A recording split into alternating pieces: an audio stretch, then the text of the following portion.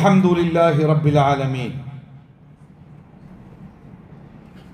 نحمده ونستعينه ونؤمن به ونتوكل عليه ونعوذ بالله من شرور أنفسنا ومن سيئات أعمالنا من يهده الله فلا مضل له ومن يضلل فلا هادي له أشهد أن لا إله إلا الله وحده لا شريك له أشهد أن محمدا عبده ورسوله أرسله بالهدى ودين الحق ليظهره على الدين كله ولو كره المشركون اللهم صل على محمد وعلى آل محمد كما صليت على إبراهيم وعلى آل إبراهيم إنك حميد مجيد اللهم بارك على محمد وعلى آل محمد كما باركت على إبراهيم وعلى آل إبراهيم إنك حميد مجيد أما بعد فإن خير الحديث كتاب الله وخير الهدي هدي محمد صلى الله عليه وسلم وشر الأمور محدثاتها وكل بدعة ضلالة وكل ضلالة في النار يا أيها الذين آمنوا اتقوا الله حق تقاته ولا تموتن إلا وأنتم مسلمون أعوذ بالله من الشيطان الرجيم بسم الله الرحمن الرحيم ومن يطع الله والرسول فأولئك مع الذين أنعم الله عليهم من النبيين والصديقين والشهداء والصالحين وحسن أولئك رفيقا ബഹുമാന്യരെ, സർവശക്തനായ അള്ളാഹുവിൻ്റെ നിയമങ്ങളും നിർദ്ദേശങ്ങളും വിധികളും വിലക്കുകളും ജീവിതത്തിലുടനീളം കൃത്യമായി സൂക്ഷ്മതയോടെ കാത്തു സൂക്ഷിക്കണം എന്ന് ഓർമ്മപ്പെടുത്തുകയാണ്. മഹാനായ പ്രവാചകൻ മുഹമ്മദ് നബി സല്ലല്ലാഹു അലൈഹി വസല്ലമ നമുക്ക് ഓരോരുത്തർക്കും എത്രമേൽ പ്രിയപ്പെട്ടവനായിരിക്കണം എന്നത് നമ്മളൊക്കെ ഖുർആനിൻ്റെ വെളിച്ചത്തിൽ പ്രവാചക വചനങ്ങളിലൂടെ മനസ്സിലാക്കി കഴിഞ്ഞു. ഓരോരുത്തർക്കും സ്വന്തത്തെ എത്രമേൽ സ്നേഹിക്കുന്നുണ്ടോ അതിനേക്കാളേറെ അള്ളാഹുവിൻ്റെ പ്രവാചകൻ സ്വല്ലല്ലാഹു അലൈഹി വസല്ലമ ഓരോ മുസ്ലിമിനും ഇഷ്ടപ്പെട്ടവനായിരിക്കണം, പ്രിയപ്പെട്ടവനായിരിക്കണം എന്നാണ് മതം നമ്മളെ പഠിപ്പിച്ചത്. ആ പ്രവാചകനോടുള്ള ഇഷ്ടം അത് നമ്മൾ നടപ്പിലാക്കേണ്ടത് ആ പ്രവാചകനെ പിന്തുടർന്നുകൊണ്ടാണ്, പിൻപറ്റിക്കൊണ്ടാണ്, അനുസരിച്ചുകൊണ്ടാണ് എന്നും നമ്മൾ മനസ്സിലാക്കി. ഓരോരുത്തരോടുള്ള ഇഷ്ടം പല രൂപത്തിലാണല്ലോ നമ്മൾ പ്രകടിപ്പിക്കാറുള്ളത്. ഒരു വസ്തുവിനോടുള്ള ഇഷ്ടം, ഒരാളോടുള്ള ഇഷ്ടം, അതെൻ്റെ മക്കളോടുള്ള ഇഷ്ടം, ഭാര്യയോടുള്ള ഇഷ്ടം, ഭർത്താവിനോടുള്ള ഇഷ്ടം, മാതാപിതാക്കളോടുള്ള ഇഷ്ടം. ആ ഇഷ്ടങ്ങളൊക്കെ പ്രകടിപ്പിക്കാൻ വ്യത്യസ്തമായ മാർഗങ്ങളുണ്ട്, വഴികളുണ്ട്. റസൂലുള്ളാഹി സ്വല്ലല്ലാഹു അലൈഹി വസല്ലമയോടുള്ള ഇഷ്ടം അത് പ്രകടിപ്പിക്കേണ്ട മാർഗമായി വിശുദ്ധ ഖുർആൻ നമ്മളെ പഠിപ്പിച്ചത് ആര് പ്രവാചകനെ പിൻപറ്റിയോ അവൻ പ്രവാചകനെ സ്നേഹിച്ചു എന്നാണ്. അള്ളാഹുവിനോടുള്ള ഇഷ്ടം പ്രകടിപ്പിക്കാനുള്ള മാർഗവും ആ പ്രവാചകനെ പിൻപറ്റൽ തന്നെയാണ്. നമ്മൾ എത്രമാത്രം നമ്മുടെ പ്രവാചകനെ സ്നേഹിക്കുന്നുണ്ട് എന്ന് മനസ്സിലാക്കാനുള്ള മാർഗം ആ പ്രവാചകന്റെ കൽപ്പനകളെയും ശാസനകളെയും നമ്മൾ എത്രമാത്രം നമ്മുടെ ജീവിതത്തിൽ പിൻപറ്റുന്നുണ്ട് എന്നതാണ്. ഒന്നുകൂടെ, പ്രവാചകനെ നമ്മൾ ഓരോരുത്തരും എത്രമേൽ സ്നേഹിക്കുന്നുണ്ട് എന്നതിൻ്റെ അടയാളം ആ പ്രവാചകൻ സല്ലല്ലാഹു അലൈഹി വസല്ലമയുടെ കൽപ്പനകളെ, ശാസനകളെ എത്രമാത്രം നമ്മുടെ ജീവിതത്തിൽ പകർത്തുന്നുണ്ട് എന്നതാണ്. ആ രൂപത്തിൽ ജീവിതത്തിൻ്റെ ഓരോ സ്ഥലങ്ങളിലും രാവിലെ ഉറക്കത്തിൽ നിന്ന് എഴുന്നേൽക്കുമ്പോൾ നമ്മൾ ആദ്യം ഓർമ്മിക്കുന്നത് റസൂലുള്ളാഹി സ്വല്ലല്ലാഹു അലൈഹി വസല്ലമ ഉറക്കത്തിൽ നിന്ന് എഴുന്നേൽക്കുമ്പോൾ എങ്ങനെയാണ് എഴുന്നേറ്റത്, ചൊല്ലിയ ദിക്റുകൾ, ആ രൂപങ്ങൾ. അപ്പോൾ ഉറക്കത്തിൽ നിന്ന് ഉണരുമ്പോൾ തന്നെ മറ്റൊരാളെക്കുറിച്ച് ഓർമ്മിക്കുന്നതിന് മുമ്പേ നമ്മുടെ മനസ്സിലേക്ക് വരുന്നത് ആ പ്രവാചകൻ സ്വല്ലല്ലാഹു അലൈഹി വസല്ലമയാണ്. അവിടെ അങ്ങോട്ട് തുടങ്ങുകയാണ്. റസൂലുള്ളാഹി സ്വല്ലല്ലാഹു അലൈഹി വസല്ലമ പറഞ്ഞു, നിങ്ങൾ രാവിലെ ഒരു പാത്രത്തിലേക്ക് കൈയിടും മുമ്പ്, വെള്ളമെടുക്കും മുമ്പ് നിങ്ങളുടെ കൈകൾ നിങ്ങൾ ഭദ്രമായി കഴുകണം, വൃത്തിയായി കഴുകണം.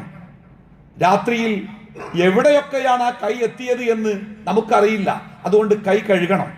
അപ്പോൾ നമ്മൾ പ്രവാചകനെ വീണ്ടും ഓർക്കുകയാണ്. പ്രവാചകന്റെ കൽപ്പന പ്രകാരമാണ് ആ കൈ കഴുകുന്നത്. മുഖം കഴുകുമ്പോൾ നിങ്ങളുടെ മൂക്കിലേക്ക് വെള്ളം കയറ്റി നന്നായിട്ട് ചീറ്റിക്കളയണം. അവിടെ എന്തൊക്കെയാണ് ഉണ്ടായത് എന്ന് നിങ്ങൾക്കറിയില്ല. വീണ്ടും നമ്മൾ പ്രവാചകനെ ഓർമ്മിക്കുകയാണ്. അങ്ങനെ ആ പ്രവാചക സ്മരണയിലൂടെ നമ്മുടെ ജീവിതം അങ്ങനെ കടന്ന് വിവിധ തലങ്ങളിലൂടെ, വിവിധ മേഖലകളിലൂടെ അതങ്ങനെ കടന്ന് അവസാനം ഒരു ദിവസത്തിലെ നമ്മുടെ യാത്രകൾ അവസാനിപ്പിച്ച് നമ്മൾ നമ്മുടെ വിരിപ്പിലേക്ക് കിടക്കാൻ വേണ്ടി ചെല്ലുമ്പോൾ അവിടെ വീണ്ടും പ്രവാചകനെ ഓർമ്മിക്കുകയാണ്. ഏതു ഭാഗത്തേക്ക് ചെരിഞ്ഞു കിടക്കണം, എന്തൊക്കെയാണ് ചൊല്ലി പറയേണ്ടത്, എന്തൊക്കെയാണ് ചെയ്യേണ്ടത് അല്ലേ?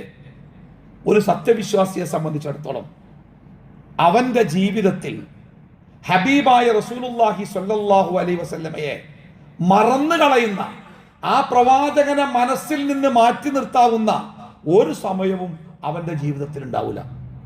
അതുകൊണ്ടാണ് പ്രവാചകന്റെ കാലത്തോ പ്രവാചകന്റെ സ്വഹാബിമാരോ ആ സ്വഹാബിമാരെ പിൻപറ്റി സച്ചരിതരായി ജീവിച്ച ആ മഹത്തുക്കളോ പ്രവാചകനെ ഓർമ്മിക്കാൻ ഒരു ജന്മദിനത്തെ തിരയേണ്ടി വരാഞ്ഞത്. പ്രവാചകനെ ഓർമ്മിക്കാനും പ്രവാചകനെ സ്നേഹിക്കാനും പ്രവാചകനെ പിൻപറ്റാനും ഒരു ദിവസത്തെ അവർക്ക് വേണ്ടാതെ വന്നത്, അതിൻ്റെ ആവശ്യമില്ലാതെ വന്നത് ദിവസത്തിന്റെ 24 മണിക്കൂറിലും മാസത്തിന്റെ 30 ദിവസത്തിലും കൊല്ലത്തിന്റെ 365 ദിവസത്തിലും അവരുടെ നിശ്വാസത്തിന്റെ കൂടെ, ഹൃദയസ്പന്ദനത്തിന്റെ കൂടെ ആ ഹബീബായ റസൂൽ ഉണ്ടായിരിക്കും സ്വല്ലല്ലാഹു അലൈഹി വസല്ലം. അതുകൊണ്ട് തന്നെ നമ്മൾ ഓരോരുത്തരും ആ പ്രവാചകനെ ഏറ്റവുമേറെ സ്നേഹിക്കേണ്ടവരായതുകൊണ്ട് തന്നെ നമ്മുടെ ജീവിതത്തിന്റെ എല്ലാ തലങ്ങളിലും ആ പ്രവാചകൻ ഉണ്ടായിരിക്കണം.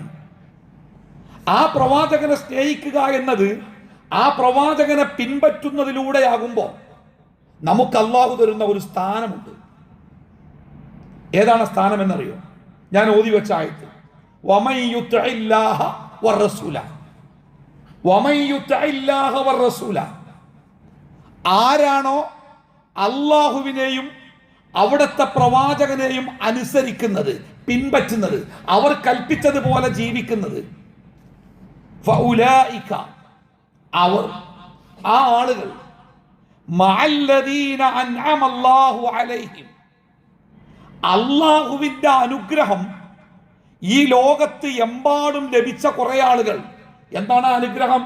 പൈസയും പത്രാസും ഒന്നല്ല, അല്ലാഹുവിന്റെ സ്വർഗത്തിലേക്കുള്ളവരായി ജീവിക്കാൻ, ഈ ലോകത്തിന്റെ സകലമാന തിന്മകളുടെ വെല്ലുവിളികളെയും നേരിട്ട് അതിജയിച്ച് അല്ലാഹുവിന്റെ സ്വർഗത്തിന്റെ വഴിയെ ജീവിക്കാൻ ഭാഗ്യം കിട്ടിയവർ, അവരാണ് അല്ലാഹുവിന്റെ നിഅമത്ത്, അനുഗ്രഹം ഈ ലോകത്ത് കിട്ടിയ ആളുകൾ.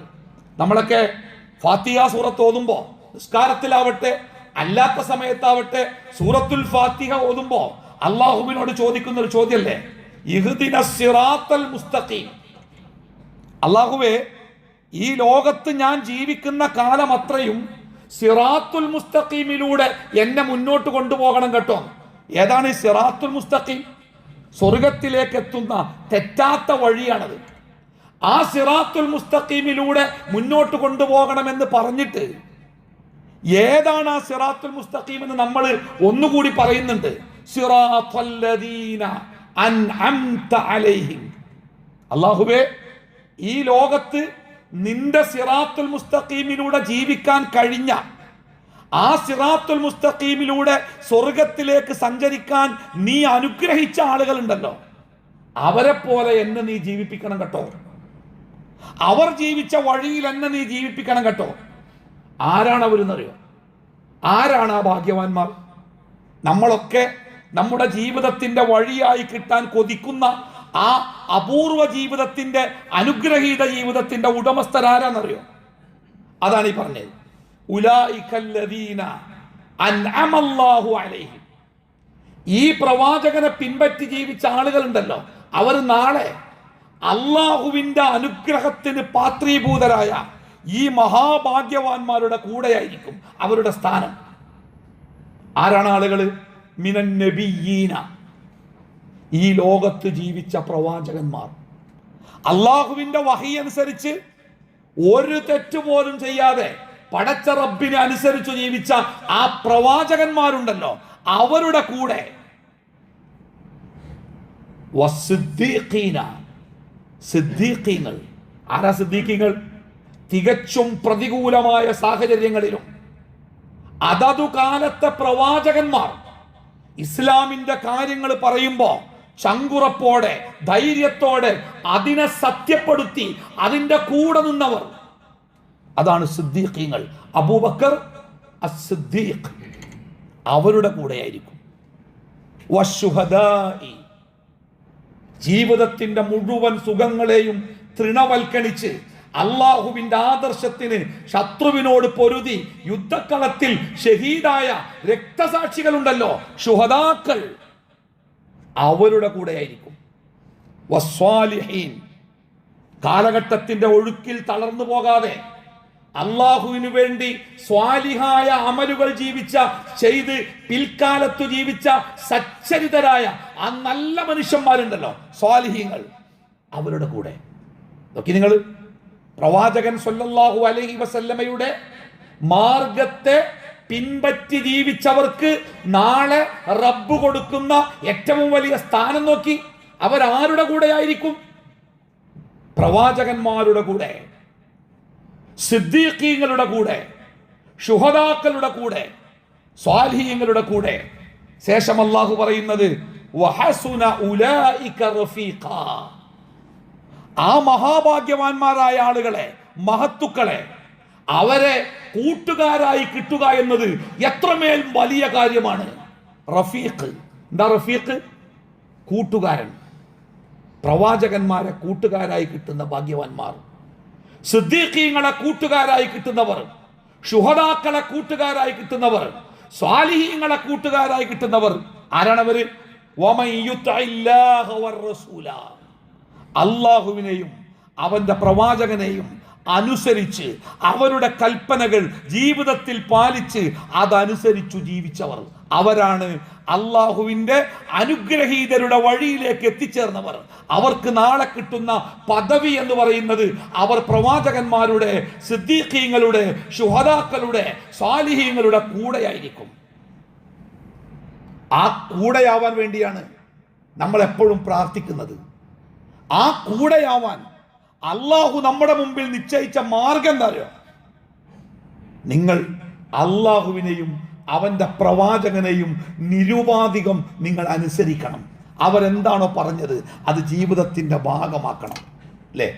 അപ്പോ പ്രവാചകൻ സല്ലല്ലാഹു അലൈഹി വസല്ലമ എപ്പോഴും ഈ ഹൃദയത്തിന്റെ തുടിപ്പ് പോലെ, ഈ രക്തത്തിന്റെ സഞ്ചാരം പോലെ, ഈ ശ്വാസോച്ഛ്വാസത്തിന്റെ ഗതി പോലെ ആ പ്രവാചകൻ സല്ലല്ലാഹു അലൈഹി വസല്ലമ ഒരു വിശ്വാസിയുടെ കൂടെ എപ്പോഴും ഉണ്ടാകും, എപ്പോഴും. അതുകൊണ്ട് തന്നെ ആ പ്രവാചകനെ ഓർക്കാനോ അനുസ്മരിക്കാനോ മദ്ഹ് പറയാനോ ഒരു പ്രത്യേക ദിവസമോ കാലമോ മാസമോ ഒരു വിശ്വാസിക്ക് ആവശ്യമായി വരുന്നില്ല എന്നർത്ഥം. എപ്പോഴാണ് നമ്മൾ ഒരു പ്രത്യേക വിഷയത്തെ ഓർമ്മിക്കാൻ വേണ്ടി ദിവസങ്ങളൊക്കെ തിരഞ്ഞെടുക്കുക? എപ്പോഴാറിയോ? അത് മറന്നു പോകുമ്പോൾ ഒരു സത്യവിശ്വാസിയെ സംബന്ധിച്ച് അവന്റെ ജീവനെ പോലെ അവന്റെ കൂടെ ഉണ്ടായിരിക്കേണ്ട അള്ളാഹുവിന്റെ ഹബീബിനെ എവിടെയാണ് നമ്മൾ മറക്കുക? എപ്പോഴാണ് മറക്കുക? എവിടെയാണ് ആ പ്രവാചകന്റെ ചിന്തയിൽ നിന്ന് നമുക്കൊന്ന് മാറി നിൽക്കാൻ പറ്റുക? അതുകൊണ്ട് പ്രവാചകൻ സല്ലല്ലാഹു അലൈഹി വസല്ലമയെ ആ പ്രവാചകനോടുള്ള നമ്മുടെ സ്നേഹം എത്രമാത്രമുണ്ട് എന്നത് പ്രവാചകന് വേണ്ടി സംസാരിക്കുന്നിടത്തോ വൈകാരികമായ തലങ്ങളിലോ മാത്രമല്ല, അത് നമ്മുടെ ജീവിതത്തിൽ കാണണം. ഇന്ന് നേരം പുലർന്നിട്ട് ഞാൻ എത്ര കാര്യങ്ങളിൽ എൻ്റെ പ്രവാചകനെ പിൻപറ്റി, ഇന്ന് നേരം പുലർന്നിട്ട് എൻ്റെ ജീവിതത്തിലെ എത്ര പ്രവർത്തനങ്ങളിൽ പ്രവാചകന്റെ കൽപ്പനകൾ ഞാൻ അനുസരിച്ചു, എൻ്റെ ജീവിതത്തിൻ്റെ ഏതൊക്കെ മേഖലകളിൽ ആ പ്രവാചകന്റെ ശാസനകൾ എൻ്റെ ജീവിതത്തെ നിയന്ത്രിക്കുന്നുണ്ട്.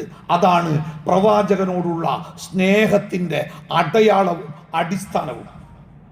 ആ പ്രവാചകന്റെ കാര്യങ്ങളെ ആരാണോ നിരാകരിക്കുന്നത് അവൻ കാഫിറാണ്.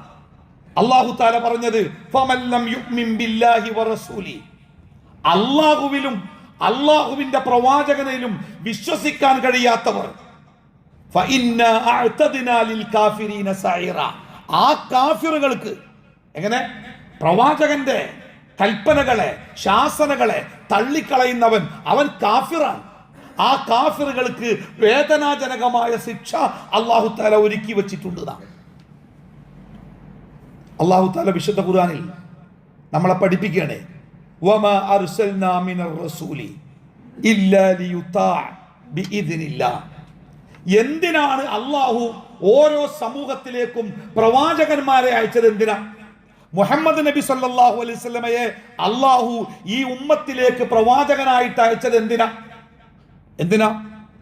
ലിയുതാഅ ബിഇദ്നില്ലാഹ്, അല്ലാഹുവിന്റെ കൽപ്പന പ്രകാരം ആ പ്രവാചകനെ അനുസരിക്കാൻ, ആ പ്രവാചകൻ എന്താണോ കൽപ്പിച്ചത് അത് ചെയ്യാൻ, ആ പ്രവാചകൻ എന്താണോ അരുതെന്ന് പറഞ്ഞത് അത് ഉപേക്ഷിക്കാൻ, ആ രൂപത്തിൽ പ്രവാചകന്മാരെ അനുസരിക്കാൻ. പ്രവാചകൻ ഒരു അധ്യാപകനല്ല, എങ്ങനെ കാര്യങ്ങൾ പഠിപ്പിച്ചു പോയി, അങ്ങനെയല്ല.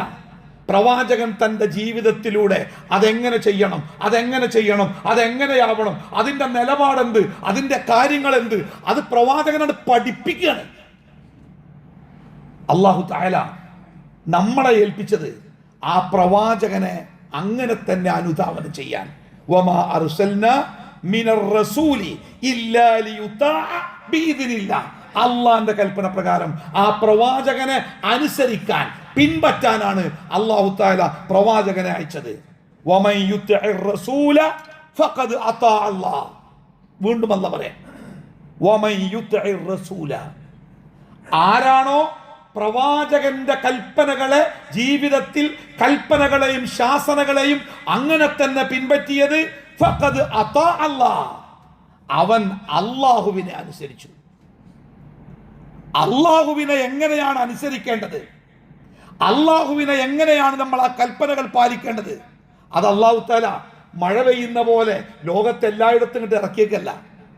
ആ നിയമങ്ങളെ, ആ ശാസനകളെ, കൽപ്പനകളെ മുഹമ്മദ് നബി സല്ലല്ലാഹു അലൈഹി വസല്ലമക്ക വഹിയായിട്ട് കൊടുത്ത്, ആ മുഹമ്മദ് നബി സല്ലല്ലാഹു അലൈഹി വസല്ലമയോട് അല്ലാഹുവിന്റെ കൽപ്പന, ആ കാര്യങ്ങൾ ജീവിതത്തിൽ പ്രവർത്തിച്ചും കൽപ്പിച്ചും എതിർത്തും അതിനെ വിരോധിച്ചും അത് ആളുകൾക്ക് പഠിപ്പിച്ചു കൊടുക്കണം എന്നാ വിശുദ്ധ ഖുർആനിലെ ഓരോ ആയത്ത് ഇറങ്ങുമ്പോഴും പ്രവാചകന് വല്ലാത്ത ബേജാറ്.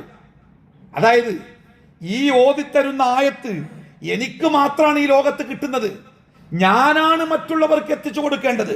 ഒരക്ഷരം മാറിയാൽ, ഒരക്ഷരം മറന്നാൽ, ഒരു വാക്ക് വിട്ടുപോയാൽ അതിന്റെ ഭീകരത എന്തുമാത്രമായിരിക്കും. അതുകൊണ്ട് ജിബ്രീൽ അലൈഹി സ്വലാത്തു വസ്സലാം ഖുർആൻ പഠിപ്പിച്ചു കൊടുക്കുമ്പോൾ റസൂലുള്ള ഒരു ബേജാറോടുകൂടി, 10 വയസ്സിലും 15 വയസ്സിലും അല്ല, 40 വയസ്സ് കഴിഞ്ഞിട്ടാ പ്രവാചകനാവുന്നത്. 50-ലും 60-ലും ഒക്കെയാണ് ഈ ഖുർആൻ പഠിക്കേണ്ടി വരുന്നത്. അതുകൊണ്ട് തന്നെ ജിബ്രീൽ ഓതിക്കൊടുക്കുമ്പോ അള്ളാഹുവിന്റെ ഹബീബ് ഭയപ്പാടോടെ ബേജാറോടുകൂടി അത് അങ്ങനെ തന്നെ പഠിക്കാൻ ശ്രമിക്കുക. അപ്പൊ അല്ലാഹു തആല പ്രവാചകനെ സമാധാനിപ്പിക്കുന്നുണ്ട്, ഇടങ്ങേറാവണ്ട, പ്രയാസപ്പെടുത്തണ്ട, പേടിക്കണ്ട, ഇത് നിന്റെ മനസ്സിൽ നിർത്തിത്തരിക എന്നത് നമ്മുടെ ബാധ്യതയാണ്. അതുകൊണ്ട് ഇത് നിന്റെ മനസ്സിൽ ഞാൻ നിർത്തിത്തരും, നീ ബേജാറാവണ്ട എന്ന് പ്രവാചകനെ അള്ളാഹു സമാധാനിപ്പിക്കുന്നുണ്ട് ഖുർആനിൽ. അത്രമേൽ തീവ്രതയോടെ അള്ളാഹുവിന്റെ ഹബീബ് ഓരോ കാര്യങ്ങളും തനിക്ക് കിട്ടിയ അള്ളാഹു പഠിപ്പിച്ച ഓരോ കാര്യവും ഈ സമൂഹത്തിന് അങ്ങനെ എത്തിച്ചു കൊടുക്കുക. ഇതൊരു ചെറിയ ഉത്തരവാദിത്തല്ലേ? ഞാൻ നിങ്ങളോട് ഒരു കാര്യം ഏൽപ്പിച്ചിട്ട് ഇത് നിങ്ങൾ നിലമ്പൂരും അപ്പുറത്ത് വണ്ടൂരും പിന്നെ പെരിന്തൽമണ്ണ എന്ന് പോയിട്ട് പറയണട്ടോ പറഞ്ഞാൽ എല്ലായിടത്തൊന്നും പോകാൻ പറ്റില്ല. നമുക്ക് കഴിയില്ല. ലോകത്തിന് മുഴുവനും ശ്രദ്ധിക്കണേ, നമ്മൾ കണ്ടിട്ടില്ല ലോകം മുഴുവനും, നമ്മൾ കണ്ടിട്ടില്ല ലോകത്തിലെ മുഴുവൻ മനുഷ്യന്മാരെയും. അന്ന് ജീവിച്ചിരിക്കുന്ന ആൾക്കാർ മാത്രമല്ല, ഇനി ഖിയാമത്ത് നാൾ വരെ ജനിക്കാനിരിക്കുന്ന ആൾക്കാരും. ആ ഉത്തരവാദിത്വത്തിന്റെ വലിപ്പം നോക്കണം നിങ്ങൾ. ഇറാ ഗുഹയിൽ നിന്ന് ജിബ്രീല് പ്രവാചകന് വഹി കൊടുക്കുന്നതിന് മുമ്പായിട്ട് പ്രവാചകൻ അങ്ങോട്ട് കെട്ടിപ്പിടിച്ചതാ. ആ കെട്ടിപ്പിടുത്തം ഒരു സാധാരണ കെട്ടിപ്പിടുത്തല്ല. ആ കെട്ടിപ്പിടുത്തത്തിന്റെ ശക്തിയിൽ റസൂല് പറഞ്ഞത് എന്റെ വാരിയെല്ലുകൾ ഇങ്ങനെ കോർത്തുപോയിതാ. എന്തേക്കാരാ പിടുത്തം നോക്കാൻ നിങ്ങൾ. അതിശക്തനായ ഒരാളെ പ്രവാചകൻ അങ്ങോട്ട് ചേർത്ത് പിടിച്ചിട്ട് വാരിയെല്ലുകൾ പരസ്പരം കോർത്തു പോകുമാറ് പിടിച്ചതാ. എന്തിനായിരുന്നു ആ പിടുത്തം അറിയോ? പ്രവാചകൻ സല്ലല്ലാഹു അലൈഹി വസല്ലമക്ക് കിട്ടാൻ പോകുന്ന വഹി ഉണ്ടല്ലോ, അത് സ്വീകരിക്കുക എന്നുള്ളത് അത്ര എളുപ്പമുള്ള ഒരു കാര്യമല്ല.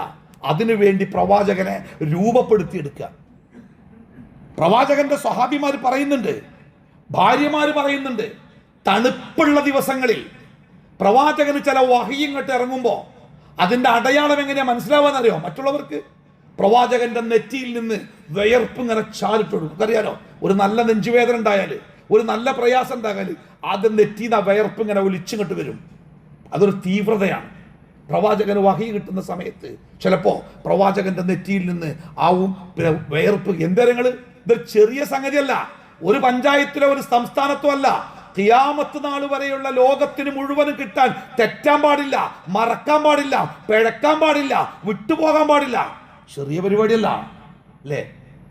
ഒട്ടകപ്പുറത്ത് പ്രവാചകൻ സഞ്ചരിക്കുമ്പോൾ, അള്ളാഹുവിന്റെ പ്രവാചകന് വഹി കിട്ടുമ്പോൾ, ആ വഹിന്റെ ഭാരം കൊണ്ട് ആ ഒട്ടകം നിലത്തേക്ക് അമർന്നു പോകും. അള്ളാഹിന്റെ ഹബീബ് അനുഭവിച്ച പ്രയാസങ്ങളിലെ ത്യാഗം നമുക്ക് വേണ്ടി, ഈ ഉമ്മത്തിന് വേണ്ടി അള്ളാഹുവിന്റെ പ്രവാചകൻ അനുഭവിച്ച പ്രയാസങ്ങൾ എത്രയല്ലേ? ഒട്ടകപ്പുറത്ത് പോകുമ്പോഴേ, ഒരു ഒട്ടകം എന്ന് പറഞ്ഞാൽ ടൺ കണക്കിന് ഭാരം വഹിക്കും, ആജാതി സാധന. ആ ഒട്ടകത്തിന്റെ പുറത്ത് ഹബീബ് പോകുമ്പോൾ, വഹി വരുമ്പോൾ ഒട്ടകം കിട്ട് നിലത്തേക്ക് പറ്റുന്ന അതിന്റെ ഭാരം കൊണ്ട്. അപ്പൊ റസൂൽ അനുഭവിക്കുന്ന തീഷ്ണത എത്രയാണ്? ആ പ്രവാചകനോടുള്ള സ്നേഹം നമ്മുടെ ജീവിതത്തിൽ പ്രായോഗികമാക്കേണ്ടത് വാക്കുകളിലല്ല, അങ്ങാടിയിലെ തർക്കത്തിലല്ല, നബിദിനാഘോഷത്തിനെതിരെ നമ്മൾ പ്രസംഗിച്ചിട്ടല്ല. നമ്മുടെ ജീവിതത്തിൽ ആ പ്രവാചകന്റെ ചെറുതോ വലുതോ ആയ എത്ര കൽപ്പനകൾ നമ്മൾ പാലിക്കുന്നുണ്ട്, അനുസരിക്കുന്നുണ്ട്. എവിടെ ഏത് മേഖലകളിൽ ആ പ്രവാചകനെ പിൻപറ്റാൻ നമുക്ക് പറ്റുന്നുണ്ട്. പ്രവാചകൻ ഈ വിഷയത്തിൽ ഇങ്ങനെ പറഞ്ഞിട്ടുണ്ട് എന്ന് കേൾക്കുമ്പോൾ എന്നാൽ ഞാൻ അങ്ങനെയായിരിക്കും എന്ന് പറയാൻ എത്ര പേർക്ക് ധൈര്യമുണ്ട്? ഈ വിഷയത്തിൽ പ്രവാചകന്റെ വിരോധമുണ്ട്, പാടില്ലെന്ന് പറഞ്ഞിട്ടുണ്ട് എങ്കിൽ അതെത്ര ലാഭകരമാവട്ടെ, അതെനിക്ക് വേണ്ട എന്ന് പറയാൻ ധൈര്യമുള്ള എത്ര ആളുകളുണ്ട്? ഇസ്ലാഹി പ്രസ്ഥാനത്തിന്റെ ചരിത്രം വായിച്ചപ്പോ, മുമ്പെപ്പോഴോ വായിച്ചിട്ടുണ്ട്, കേരളത്തിൽ നിന്ന് വിദേശത്തിലേക്ക് തവളയുടെ കാലുകൾ ഇഷ്ടം പോലെ അയച്ചു കൊടുക്കുന്ന ഒരു വലിയ കച്ചവടക്കാരനെ കുറിച്ച്. വമ്പിച്ച ലാഭമുള്ള, ഡോളറുകൾ ലാഭമുള്ള വലിയ കച്ചവടം. പക്ഷേ അദ്ദേഹത്തോട് ഒരു മതപണ്ഡിതൻ അറിയിക്കുകയാണ്, ഇത് മതപരമായി തെറ്റാണ്. അവിടെ നിന്നു. പ്രവാചകൻ ഇത് വിരോധിച്ചിട്ടുണ്ട്. അത് അവിടെ അവസാനിച്ചു. അതിൻ്റെ ലാഭത്തെക്കുറിച്ചോ പിന്നെ വ്യാഖ്യാനങ്ങളിലൂടെ അതിനെ മറ്റൊരു തരത്തിലേക്ക് കൊണ്ടുപോയി ആ ലാഭം നഷ്ടപ്പെടാതിരിക്കാനല്ല, പ്രവാചകൻ പറഞ്ഞിട്ടുണ്ടോ എങ്കിൽ അങ്ങനെ. അതാണ് ഒരു മുസ്ലിമിന്റെ ജീവിതം. അങ്ങനെ എത്ര കണിശമായി നിങ്ങൾക്ക് പ്രവാചകനെ അനുധാവനം ചെയ്യാൻ പറ്റുന്നുണ്ടോ അത്ര നിങ്ങൾ പ്രവാചകനെ സ്നേഹിക്കുന്നുണ്ട്. അതല്ല പ്രവാചകന്റെ കൽപ്പനകളെ നിങ്ങൾക്ക് ജീവിതത്തിൽ, അതെന്താ, അതൊരു സുന്നത്തല്ലേ, അതാ പറഞ്ഞല്ലേ, അതിപ്പോ എന്താ, അതൊന്നും ഇപ്പോഴത്തെ കാലത്ത് പറ്റൂല എന്നൊക്കെ വിചാരിച്ച് അതിനെ അങ്ങോട്ട് തള്ളിക്കളയാൻ നിങ്ങൾക്ക് പറ്റുന്നുണ്ടെങ്കിൽ, നമുക്ക് പറ്റുന്നുണ്ടെങ്കിൽ അതിന്റെ കാരണം ആ ഹബീബിനോടുള്ള സ്നേഹം ചോർന്നു പോയിട്ടുണ്ട് മനസ്സിൽ നിന്ന് അല്ലേ? അപ്പോ പ്രവാചക സ്നേഹം യാഥാർത്ഥ്യമാവേണ്ടത് ഒരു മുസ്ലിമിനെ സംബന്ധിച്ച് ഏതെങ്കിലും ദിവസങ്ങളിലോ മാസങ്ങളിലോ അല്ല, 24 മണിക്കൂറും അവൻ്റെ കൊക്കിൽ ജീവനുള്ളിടത്തോളം കാലം ആ പ്രവാചകൻ അവൻ്റെ കൂടെ ഉണ്ടാവും. ജീവിതമായി, വിശ്വാസമായി, കർമ്മങ്ങളായി, വാക്കുകളായി, പ്രവർത്തനങ്ങളായി, പെരുമാറ്റങ്ങളായി അല്ലേ? നടന്നാൻ പോകുമ്പോഴേ വായിൽ ഉമിനീര് കഫം വന്ന് തുപ്പുമ്പോഴേ പ്രവാചകൻ്റെ ഒരു കൽപ്പന ഉണ്ട്, മുന്നിലേക്ക് തുപ്പരുത്, നിന്റെ വലതുഭാഗത്തേക്ക് തുപ്പരുത്, ഇടതുഭാഗത്ത് നിന്റെ കാൽ ചുവട്ടിലേക്ക് തുപ്പുക. അല്ലേ?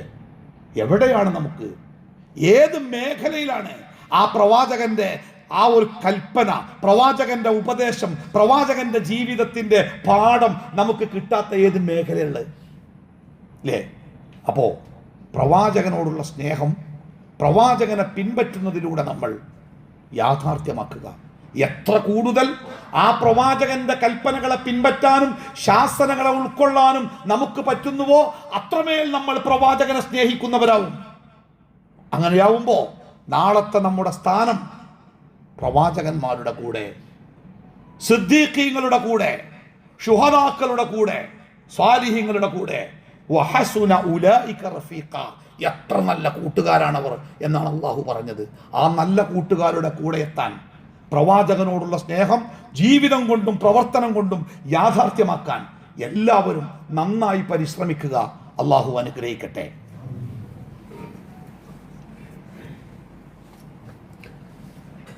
അൽഹംദുലില്ലാഹി റബ്ബിൽ ആലമീൻ വസ്സലാത്തു വസ്സലാമു അലാ റസൂലിഹിൽ അമീൻ വഅലാ ആലിഹി വസ്വഹ്ബിഹി അജ്മഈൻ.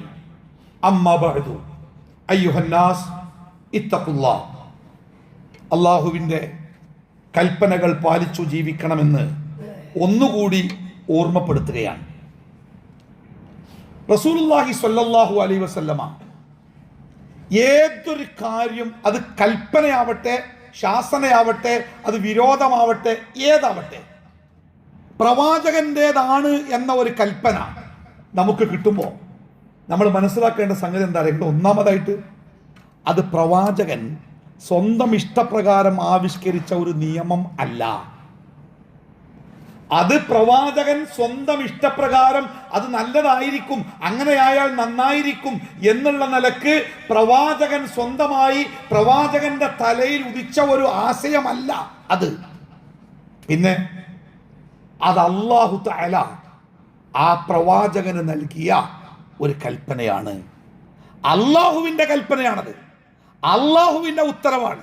അത് പ്രവാചകന്റെ നാവിലൂടെ, പ്രവാചകന്റെ ജീവിതത്തിലൂടെ, ചര്യയിലൂടെ നമ്മളിലേക്ക് എത്തുന്നു. വിശുദ്ധ ഖുർആൻ പറയുന്നുണ്ട്, വമാ യംതിഖു അനിൽ ഹവാ, വമാ യംതിഖു അനിൽ ഹവാ. പ്രവാചകൻ സല്ലല്ലാഹു അലൈഹി വസല്ലമ ഈ മതത്തിന്റെ കാര്യത്തിൽ വമാ യംതിഖു അനിൽ ഹവാ, സ്വന്തം ഇഷ്ടപ്രകാരം നിങ്ങളോടൊന്നും സംസാരിച്ചിട്ടില്ല. ഇൻ ഹുവ ഇല്ലാ വഹ്യുൻ യൂഹാ, അത് അല്ലാഹുവിൽ നിന്ന് കിട്ടിയ വഹ്യായിരിക്കും നിർബന്ധമായിട്ടും. അപ്പൊ പ്രവാചകൻ പറഞ്ഞു എന്ന് പറയുമ്പോൾ അതിന്റെ അങ്ങേത്തല എത്തുന്നത് അള്ളാഹുവിലേക്കാണ്. അത് അള്ളാഹുവിന്റെ കൽപ്പനയാണ്. അതാ മനസ്സിലാക്കണ്ടേ. അള്ളാഹു പറയാൻ പറഞ്ഞിട്ടാ റസൂൽ പറയണേ, അള്ളാഹു ചെയ്യാൻ പറഞ്ഞിട്ടാ റസൂൽ ചെയ്യണേ, അള്ളാഹു വിരോധിക്കാൻ പറഞ്ഞിട്ടാ റസൂൽ വിരോധിക്കണേ. അത് പ്രവാചകന്റെ സ്വന്തം ഇഷ്ടമല്ല, അള്ളാഹുവിൻ്റെ. അപ്പോ പ്രവാചകൻ സല്ലല്ലാഹു അലൈഹി വസല്ലം ഒരു കാര്യം നമ്മളോട് പറയുമ്പോൾ അതെന്താപ്പോ ഒരു ഹദീസല്ലേ, അത് പോട്ടെ എന്ന് വിചാരിക്കുമ്പോൾ സത്യത്തിൽ നമ്മൾ തള്ളിക്കളയുന്നത് ആരെയാണ്? നിങ്ങൾ അള്ളാഹിനെയാണ്. അതാണ് നേരത്തെ പറഞ്ഞത്. അള്ളാഹുവിനെ അനുസരിക്കുക എന്നാൽ പ്രവാചകനെ അനുസരിക്കലാണ് എന്നതിൻ്റെ വിവക്ഷ അതാണ്. പ്രവാചകൻ കൽപ്പിക്കുന്ന ഏതൊരു കൽപ്പനയും അത് അള്ളാഹുവിന്റെ കൽപ്പന പ്രകാരം കൽപ്പിക്കുന്നത്. അത് ചെറുതാവട്ടെ, അത് വലുതാവട്ടെ, അള്ളാഹിന്റെ കൽപ്പന പ്രകാരം. അത് മാറ്റാൻ പാടില്ല, തിരുത്താൻ പാടില്ല, അത് അങ്ങനെ തന്നെ ചെയ്യണം. അത് നമ്മുടെ മേൽ നിർബന്ധം. രണ്ട്, പ്രവാചകൻ സല്ലല്ലാഹു അലൈഹി വസല്ലം പറഞ്ഞ ഒരു കാര്യവും അത് സംശയിക്കാൻ പാടില്ല. കാരണം അത് പ്രവാചകന് അള്ളാഹുവിന്റെ കൽപ്പന പ്രകാരം പറഞ്ഞതാ, അത് തെറ്റൂല, അതിന് കളവില്ല. ചിലപ്പോൾ നമ്മുടെ ബുദ്ധി കൊണ്ട് ചിന്തിക്കുമ്പോൾ നമ്മുടെ കാലഘട്ടത്തിനനുസരിച്ച് ഒരുപക്ഷെ നമ്മുടെ ബുദ്ധിക്ക് അത് ഉൾക്കൊള്ളാൻ കഴിഞ്ഞുകൊള്ളുന്നില്ല. കാരണം നമ്മുടെ ബുദ്ധിയും നമ്മുടെ ലോകവും ഒക്കെ സ്ഥലകാലങ്ങൾക്ക് അതീതമാണ്. അതിനപ്പുറത്താ പടച്ചോൻ. ആ പടച്ച റബ്ബിനെ കുറിച്ച്, ആ പടച്ച റബ്ബ് പറയുന്ന കാര്യങ്ങൾ പ്രവാചകൻ അങ്ങനെ തന്നെ പറഞ്ഞു തന്നതാ. അതുകൊണ്ട് അങ്ങനെ ഉണ്ടാവൂലേ, നടക്കുവോ? അത് നമ്മുടെ ബുദ്ധിയിലിട്ട് കണ്ട് നമ്മൾ അളക്കാൻ ശ്രമിക്കേണ്ടെന്നർത്ഥം. ശ്രമിക്കരുത്. പ്രവാചകൻ ഒരു കാര്യം കൽപ്പിച്ചാൽ കേട്ടു, അനുസരിച്ചു. മിഅ്റാജിന്റെ രാത്രിയിൽ പ്രവാചകൻ ആ രാത്രി കിടക്കുമ്പോൾ മക്കത്തുണ്ട്, നേരം പുലർന്നപ്പോഴും മക്കത്തുണ്ട്. നേരം പുലർന്നപ്പോഴാണ് റസൂൽ പറഞ്ഞേ, ഞാൻ ഇന്നലെ ബൈത്തുൽ മുഖദ്ദസ് പോയി. മക്കയിൽ നിന്ന് ബൈത്തുൽ മുഖദ്ദസിലേക്ക് അന്നത്തെ കാലത്ത് ഒട്ടകപ്പുറത്ത് സഞ്ചരിച്ചാൽ 30 ദിവസത്തെ യാത്രാ ദൂര, തിരിച്ചിങ്ങോട്ട് 30, 60. ആ സ്ഥലത്തേക്കാണ് ഞാൻ രാത്രി പോയി വന്നു എന്ന് പറഞ്ഞേ. ആളുകൾ വിശ്വസിക്കാൻ പ്രയാസല്ലേ, കളിയാക്കി എല്ലാവരും. മുഹമ്മദിന് ഭ്രാന്താന്ന് പറഞ്ഞ്, സിഹ്ർ ബാധിച്ചതാന്ന് പറഞ്ഞ്, വേറെന്തൊക്കെയോ പറഞ്ഞ്. പിന്നെ അവർ നേരെ പോയത് അബൂബക്കറിന്റെ അടുത്തേക്കാ. കാരണം പ്രവാചകന്റെ ഉറ്റ മിത്രമാണ് അബൂബക്കർ, പ്രവാചകനെ അങ്ങനെ സ്നേഹിക്കുന്ന ആള്. അതുകൊണ്ട് അബൂബക്കറിന്റെ അടുത്ത് പോയിട്ട് ഈ പ്രവാചകൻ പറഞ്ഞ ഈ ഒരു മണ്ടത്തരത്തെ കുറിച്ചൊന്ന് പറയണം എന്ന് കരുതിയ പോയത്. അവർ അബൂബക്കറിനോട് പറഞ്ഞു, അബൂബക്കറെ, നിന്റെ നേതാവ് പറഞ്ഞത് നീ കേട്ടോ? ഇല്ല. എന്ത്? ഇന്നലെ രാത്രി ബൈത്തുൽ മുഖദ്ദസ് പോയി വന്നത്രേ, പിന്നെ ആകാശത്തേക്കും പോയി കിട്ടത്രേ. അബൂബക്കർ തിരിച്ചു വെച്ച് ചോദ്യം എന്താ അറിയോ? മുഹമ്മദ് നബി സല്ലല്ലാഹു അലൈഹി വസല്ലമ അങ്ങനെ പറയുന്നത് നിങ്ങൾ കേട്ടോ? കേട്ടു, ഞങ്ങൾ ഈ ചെവി കൊണ്ട് കേട്ടു. അബൂബക്കർ എന്താ പറഞ്ഞറിയോ? എങ്കിൽ അത് സത്യമാണ്, എങ്കിൽ അത് സത്യമാണ്.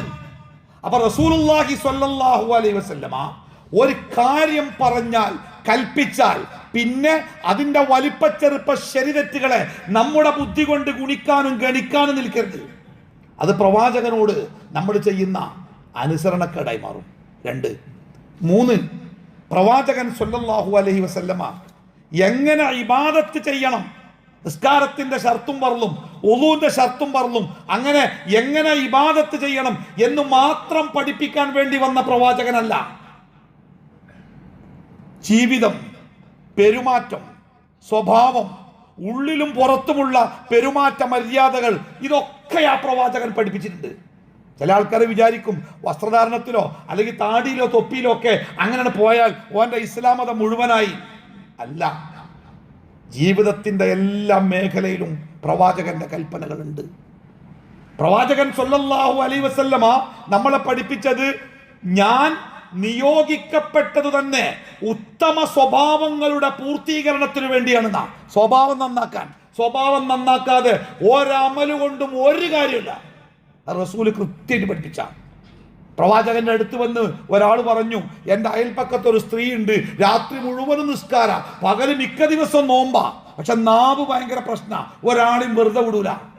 പ്രവാചകൻ ഒറ്റയടിക്ക് മറുപടി പറഞ്ഞു, വഹിയ ഫിന്നാർ, ഓള് നരകത്തിലാണ്. എന്തേ?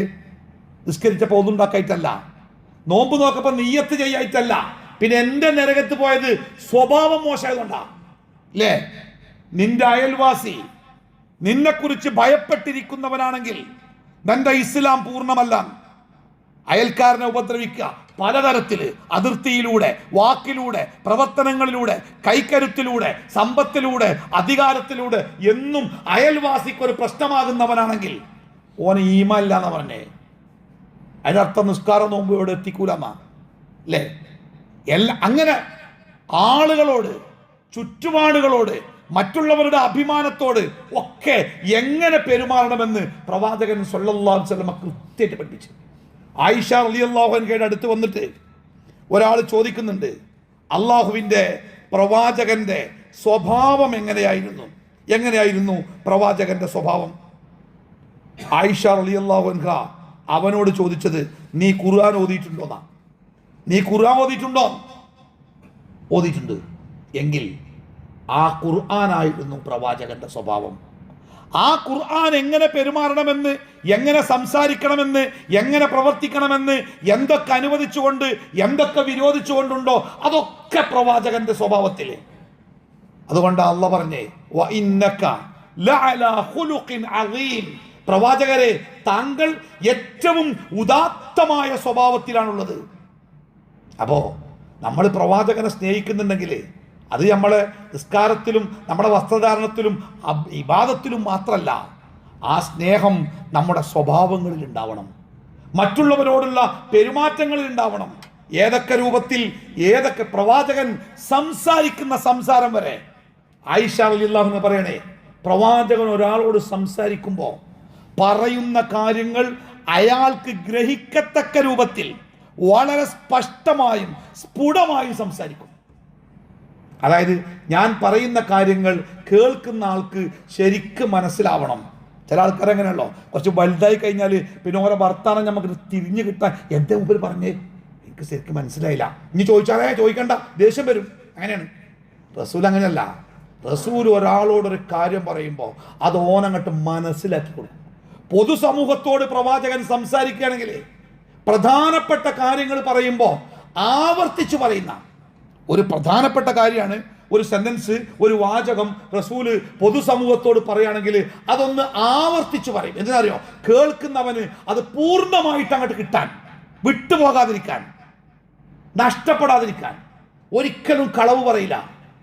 പ്രവാചകനെ കുറിച്ച് പറയുന്നിടത്ത് കാണാം, അങ്ങാടിയിൽ അല്ലെങ്കിൽ പൊതുജനങ്ങൾക്കിടയിൽ വെറുതെ അങ്ങനെ സ്വഭാവമുള്ള ആൾക്കാർക്ക് 4 ആള് കൂടിയാൽ വെറുതെ ബഹളം വെക്കുക, ഒച്ച ഉണ്ടാക്കുക. ആ കൂട്ടത്തിൽ പ്രവാചകനെ കാണൂല.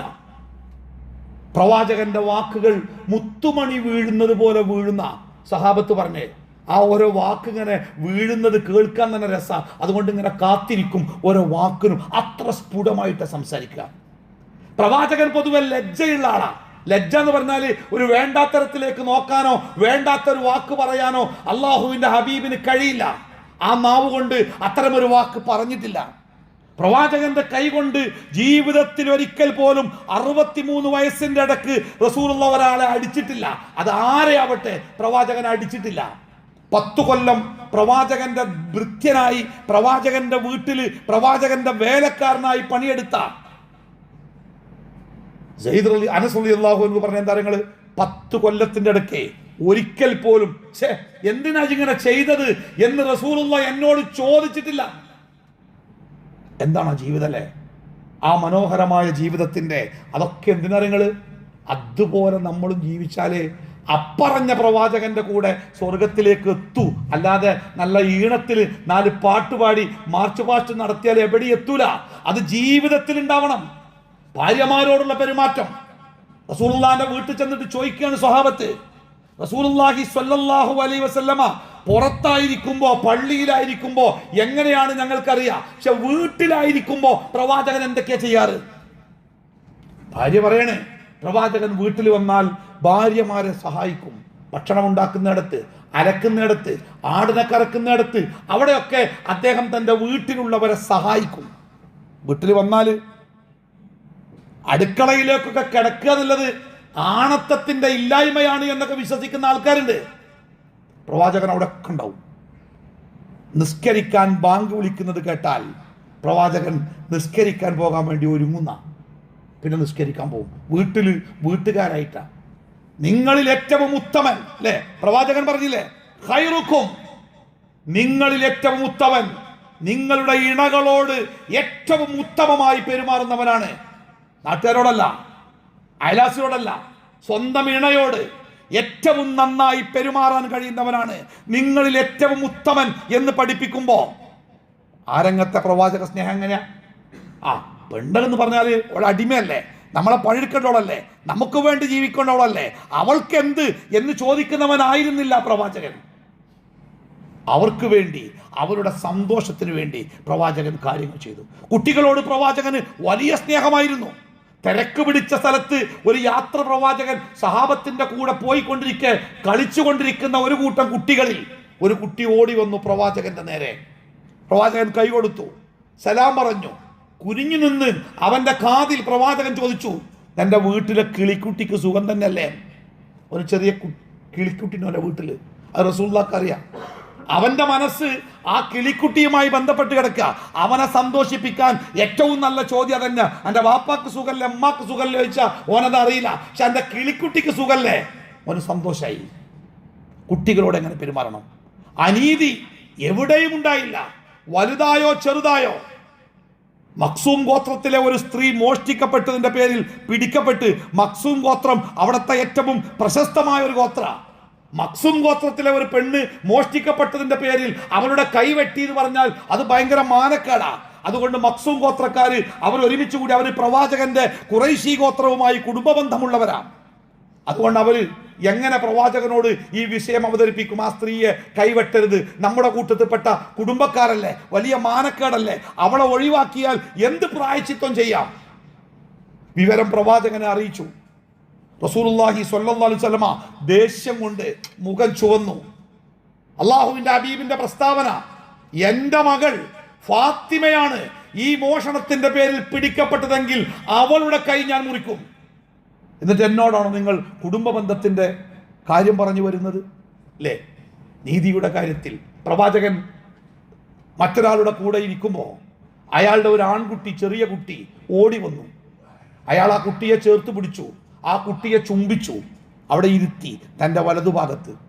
കുറച്ച് കഴിഞ്ഞപ്പോൾ അദ്ദേഹത്തിൻ്റെ ഒരു പെൺകുട്ടി പാപ്പാൻ്റെ അടുത്തേക്ക് ഓടി വന്നു. അയാൾ ആ പെൺകുട്ടിയെ വിളിച്ചിട്ട് തൻ്റെ വലതുഭാഗത്ത് ഇരുത്തി ചുംബിച്ചില്ല. പ്രവാചകൻ അയാളോട് ചോദിച്ചു, നീ എന്തേ നീതി കാണിക്കാഞ്ഞത്? നിന്റെ ആൺകുട്ടിക്ക് നീ കൊടുത്ത ചുംബനം എന്തേ നിന്റെ പെൺകുട്ടിക്ക് കൊടുക്കാഞ്ഞത്? നീ എന്തേ നീതി കാണിക്കാഞ്ഞത്? നീതിയുടെ പ്രവാചകൻ. ഒരാൾ വന്നിട്ട് പറഞ്ഞു, എനിക്ക് എൻ്റെ മക്കളിൽ ഏറ്റവും ഇഷ്ടം ഈ ചെറിയ മകനോടാണ്, അതുകൊണ്ട് എനിക്കൊരു അടിമയുണ്ട്, ആ അടിമയെ ഞാൻ എൻ്റെ ചെറിയ മകന് ഒരു സമ്മാനമായിട്ട് കൊടുക്കേണ്ട റസൂലേ. പ്രവാചകൻ ചോദിച്ചു, നിനക്ക് വേറെ മക്കളുണ്ടോ? ഉണ്ട്. അവർക്കെല്ലാവർക്കും കൊടുക്കാൻ അടിമകളുണ്ടോ? ഇല്ല, ഞാൻ പാവാണ്, ഒരടിമയുള്ളൂ, അത് ഇവന് കൊടുത്തു. റസൂലുള്ളാഹി എഴുന്നേറ്റ് നടന്നു. ഇരിക്കുന്നിടത്തുനിന്ന് ഇയാൾക്കെന്തോ പ്രയാസം തോന്നി. അയാൾ പ്രവാചകന്റെ പിന്നാലെ, എൻ്റെ റസൂലെ എന്താ പറ്റിയത്? പ്രവാചകൻ ചോദിച്ചു, ഒരു നീതികേടിന് എന്നെ സാക്ഷിയാക്കാൻ വേണ്ടിയാണോ നീ എൻ്റെ അടുത്ത് വന്നിരുന്നത്? എല്ലാ മക്കളോടും ഒരുപോലെ പെരുമാറേണ്ട ഒരു പിതാവ് ഒരു മകന് മാത്രം പ്രത്യേക സ്നേഹത്തിന്റെ സമ്മാനം കൊടുത്ത് ആ നീതികേടിന് നീ എന്നെ സാക്ഷിയാക്കണോ? ആ സമ്മാനം തിരിച്ചു വാങ്ങണം, അല്ലെങ്കിൽ എല്ലാവർക്കും കൊടുക്കണം അല്ലേ? നീതിയുടെ പ്രവാചകൻ. പ്രവാചകൻ ഒരു അത്ഭുതമാണ്. അതുകൊണ്ടാണ് ലോകത്ത് പ്രവാചകനെ കുറിച്ച് വിമർശിക്കാൻ വേണ്ടി, പ്രവാചകനെ കുറ്റപ്പെടുത്താൻ വേണ്ടി, പ്രവാചകനെ അധിക്ഷേപിക്കാനും ആക്ഷേപിക്കാനും വേണ്ടി പ്രവാചകനെ കുറിച്ച് പഠിച്ചവർ അവർ അവസാനം പറഞ്ഞ വാക്കെന്താ? ആ പ്രവാചകനോളം ശ്രേഷ്ഠനായ ഒരു വ്യക്തി ഈ ലോകത്ത് ജീവിച്ചിട്ടില്ല എന്നാ. അതൊരു സത്യമാണ്. ഇതെന്തിനു ഞാൻ പറഞ്ഞറിയോ? പ്രവാചകനെ പിൻപറ്റുക എന്നത് ഒരിക്കലും നിങ്ങളെ മോശക്കാരനാക്കൂല. പ്രവാചകനെ പിൻപറ്റുക എന്നത് ഒരിക്കലും നമ്മളെ നഷ്ടകാരിയാക്കൂല. പ്രവാചകനെ പിൻപറ്റുക എന്നത് ഒരിക്കലും ജീവിതത്തിൽ നമുക്കൊരു ഭാരമാവൂല. ഏറ്റവും മഹിതമായ ആദർശമാണ് ആ പ്രവാചകൻ പഠിപ്പിച്ചത്. ആ പ്രവാചകൻ ചെയ്യണമെന്ന് കൽപ്പിച്ച മുഴുവൻ കാര്യങ്ങളും നമുക്ക് ഗുണകരമാണ്. ആ പ്രവാചകൻ അരുതെന്ന് പറഞ്ഞ മുഴുവൻ കാര്യങ്ങളും നമുക്ക് ദോഷകരമാണ്. അതങ്ങനെ തന്നെ തിരിച്ചറിയണം, മനസ്സിലാക്കണം, പിൻപറ്റണം. അല്ലാഹു തആല നമ്മളെ ഏവരെയും അനുഗ്രഹിക്കുമാറാവട്ടെ. അഷ്റഫുൽ ഖൽഖായ മുഹമ്മദ് മുസ്തഫ സല്ലല്ലാഹു അലൈഹി വസല്ലമയെ ജീവിതത്തിൻ്റെ ചെറുതും വലുതുമായ എല്ലാ കാര്യങ്ങളിലും പിൻപറ്റാൻ അള്ളാഹു നമുക്ക് ഈമാനും ഇഖ്ലാസും പ്രദാനം ചെയ്യുമാറാവട്ടെ. ആ പ്രവാചകന്റെ കൂടെ നാളെ ജന്നാത്തുൽ ഫിർദൗസിൽ ഒത്തുകൂടാൻ അള്ളാഹു നമുക്കെല്ലാവർക്കും സൗഭാഗ്യം നൽകുമാറാവട്ടെ. പ്രവാചകന്മാരുടെ, ശുഹദാക്കളുടെ, സ്വാലിഹീങ്ങളുടെ, സിദ്ദീഖീങ്ങളുടെ കൂടെ നാളെ സ്വർഗത്തിൽ അവരെ കൂട്ടുകാരായി കിട്ടുന്ന ഏറ്റവും ഭാഗ്യവാന്മാരിൽ അള്ളാഹു നമ്മളെ എല്ലാവരെയും ഉൾപ്പെടുത്തി അനുഗ്രഹിക്കുമാറാവട്ടെ. പ്രവാചകൻ പഠിപ്പിച്ചിട്ടില്ലാത്ത കാര്യങ്ങൾ ജീവിതത്തിൽ ചെയ്യുന്ന ആ വലിയ തെറ്റുകുറ്റങ്ങളിൽ നിന്ന് അള്ളാഹു നമ്മളെ എല്ലാവരെയും കാത്തുരക്ഷിക്കുമാറാവട്ടെ. അല്ലാഹുമ്മ ഗ്ഫിർ ലിൽ മുഅ്മിനീന വൽ മുഅ്മിനാത്ത് വൽ മുസ്ലിമീന വൽ മുസ്ലിമാത്ത് വൽ അഹ്യാഇ മിൻകും വൽ അംവാത്ത് വഇന്നക മുജീബുദ് ദഅവതി യാ ഖാദിയൽ ഹജാത്ത്. അല്ലാഹുമ്മ